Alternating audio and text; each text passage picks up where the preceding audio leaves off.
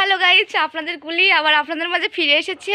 So আমার দিদি এসছে অনেকদিন পর, আবার আমরা সেই এক জায়গায় হয়েছি। আমরা আবার সেই বাজারে যাচ্ছি মার্কেটিং করতে, সরস্বতী পূজার বাজার মার্কেট করতে যাচ্ছি, মানে কেনাকাটা করতে যাচ্ছি। তাই তো কি কি কিনবো বাজারে গিয়ে গুলি কিন্তু ফিরে এসেছি আবার, আপনারা টেনশন করিয়েন না।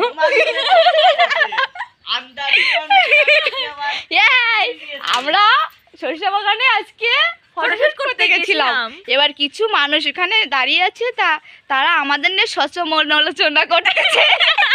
তাতে আমাদের কি, আমরা তো আন্ডারগ্রাউন্ডের বাস পাখি। এসে মাথা হাত দে, মাথা হাত দে, মাথা হাত দে, মাথা হাত দে।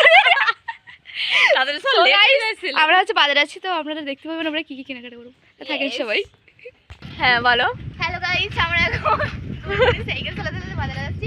কষ্ট হয় ওর নিয়ে, প্রচুর মোটা হয়ে গেছে তো, মোটা হয়ে গেছে, রোগা হয়ে গেছে, তাই বললাম মোটা হয়ে গেছিস। যাই হোক, আমি আরো এক্সট্রা সাইকেলও নিয়ে এসেছি। এই যে আমরা দুজন সাইকেল চালাতে চলে যাচ্ছি।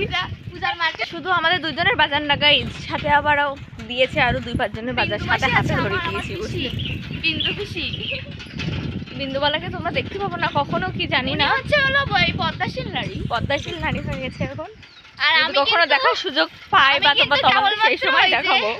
সরিষা বাগান থেকে ফটোশুট করে কেবল আসছি, কিন্তু ভিডিও বানাতে পারিনি। হ্যাঁ যাই হোক গাইস, এই না আমরা মার্কেটে গিয়ে কি কি কিনি।